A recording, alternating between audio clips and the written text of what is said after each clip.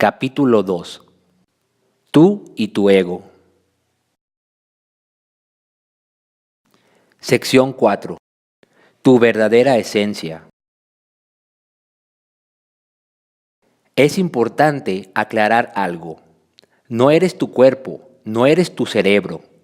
Ellos son los que tienen frío, hambre, sed, sueño, planes y son básicamente una herramienta para poder estar aquí, para entender el mundo físico y poderte mover y expresar con tus semejantes.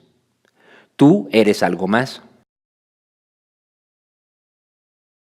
No puedes definirte como tu cuerpo, tu cerebro o tu nombre, ya que si hubieras nacido en otro lugar o en otra época, seguirías siendo el mismo, nada más en un contexto diferente. Tendrías un rostro distinto, un nombre diverso y hubieras crecido en un ambiente diferente. No obstante, tú serías el mismo. Tú eres el que sientes que eres. Lo llaman alma, esencia, espíritu, observador, conciencia, energía y de varias formas. Eso que tú realmente eres, debes recordar, es una parte del Creador. Una metáfora podría ayudar. Imagina que el Creador es un mar, la vida es un río y tú eres una gota de agua. El fluir del río, la vida, es regresar al mar, el Creador, y tú eres una gota de agua en ese río. Al final de tu camino volverás al mar.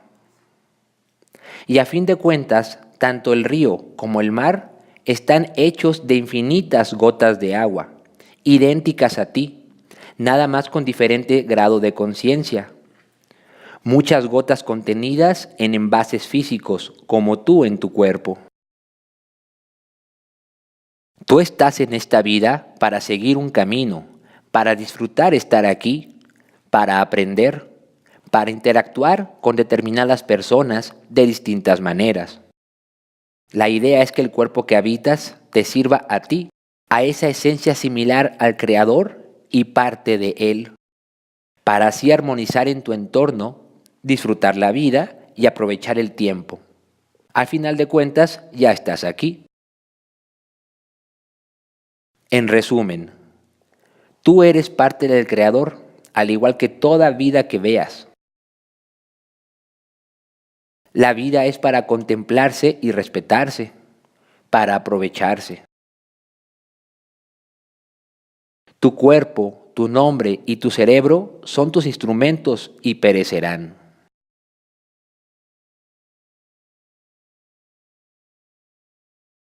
Sección 5. El ego. Es quizás tu peor enemigo. Puede realmente ser tu único enemigo, tu némesis, el rival invisible, el depredador que se esconde. ¿No lo ves? Realmente nunca lo ves y por eso se ha vuelto tan fuerte a lo largo del tiempo de la humanidad. El ego puede ser definido como la creencia de que eres tu cuerpo y tu cerebro. Es decir, no es un ente sintiente, sino una creencia, una manera de actuar, una mentalidad, por así decirlo. Esa misma mentalidad puede controlar el actuar de tu cuerpo, incluso haciéndote creer que es tuyo dicho actuar. El ego actúa bajo el principio egoísta, que implica actuar por el propio bienestar o satisfacción, sin tomar en consideración a otras personas. La satisfacción del ego suele ir ligada al cuerpo o a la creencia del ego sobre sí mismo. Por ello, el ego actúa para satisfacción del cuerpo y de sí mismo. El ego solo existe dentro del cuerpo y el cerebro. No es realmente parte de ti, por lo que el ego se extinguirá al momento de terminarse la vida de dicho cuerpo que ahora habitas. Debido a ello, el ego es muy apegado al cuerpo que le da existencia, por lo cual procurará darle una importancia mayor a la que se le debe en realidad. A fin de cuentas, no deja de ser un vehículo para transitar por esta vida.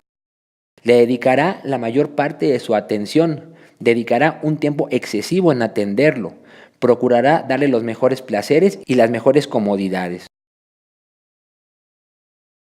En el mismo sentido, el ego se incrementa cuando es glorificado, por lo cual el ego es arrogante, orgulloso, vanidoso.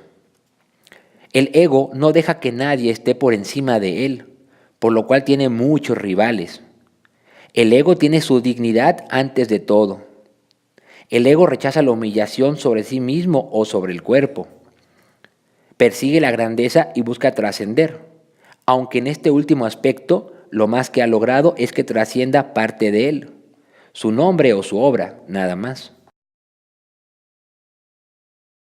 La cuestión con el ego es que no se puede ver, no se puede percibir. Como se dijo antes, es una creencia, una forma de actuar. Se puede resumir de esta manera. Todo aquel que persiga su beneficio propio actúa por egoísmo.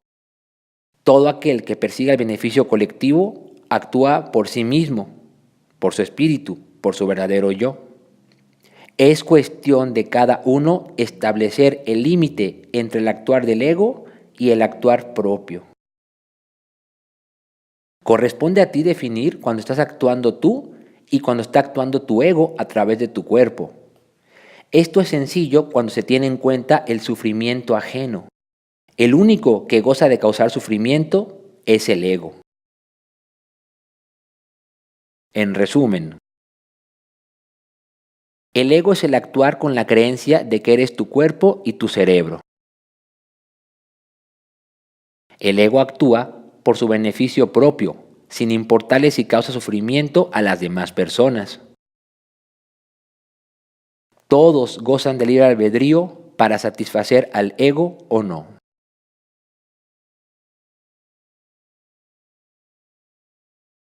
Sección 6. Los problemas del ego. Gran parte del sufrimiento que las personas tienen en este mundo es por causa del ego. Nos generamos sufrimiento a nosotros mismos por apego al cuerpo y por engrandecer al ego. Igualmente generamos sufrimiento a otros por complacer al cuerpo y satisfacer al ego. Cuando es por el cuerpo, el ego nos hace padecer por lo que le ocurre al mismo. Si el cuerpo es un vehículo que estamos usando para transitar por esta vida, entonces, ¿eres tu cuerpo? No. Por ello no tiene caso sufrir por el apego al cuerpo. Ese sufrimiento es por conducto del ego, que en su creencia que tú eres tu cuerpo, te hace creer que lo que le pasa a ese cuerpo te pasa a ti. El cuerpo tiene un estándar de belleza, de estética, de mejora. Se olvida que es una herramienta, el vehículo para tu vida, la casa donde habitas. Igualmente, hay que tener cuidado cuando se complazca al cuerpo, ya que a menudo se ignoran las consecuencias de los actos necesarios para lograr dicha complacencia y puede uno generar karma negativo si causó sufrimiento en lograr dicha satisfacción del cuerpo. Si no eres tu cuerpo, no vale la pena lastimar a otros para satisfacerlo. En el caso del ego mismo, te puedes generar sufrimiento por engrandecerlo. La vida es para aprender y disfrutarla tú, siguiendo tu camino que a ello viniste, pero puede resultar en desarmonía y caos cuando pretendes satisfacer al ego.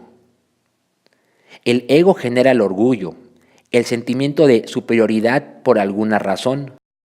El ego genera vanidad, tanto física como intelectual, que igualmente es un sentimiento de superioridad. Tanto el orgullo como la vanidad se nutren del ego y lo nutren de vuelta.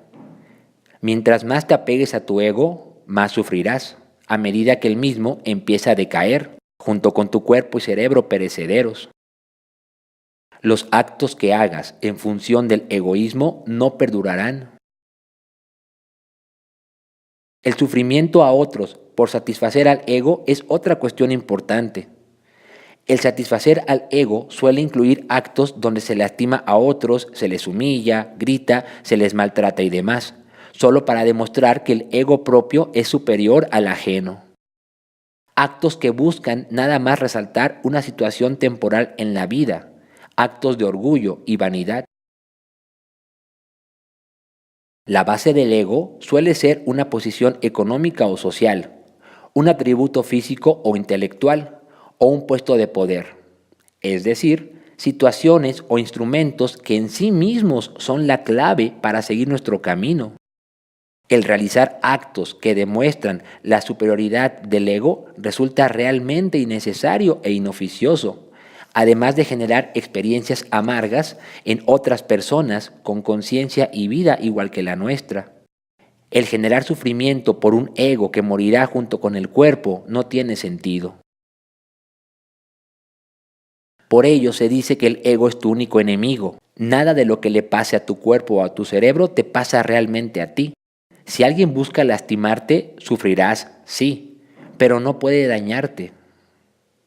A medida que tengas menos apego a tu cuerpo, a tu cerebro y a tu ego, sufrirás menos.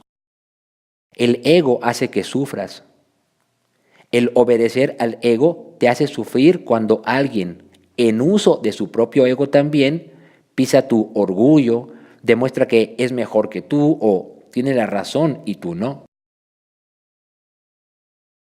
Gran parte del aprendizaje en la vida tiene que ver con despegarte del ego y las posesiones y disfrutar tu camino sin dañar a otros, al igual que aprender a perdonar.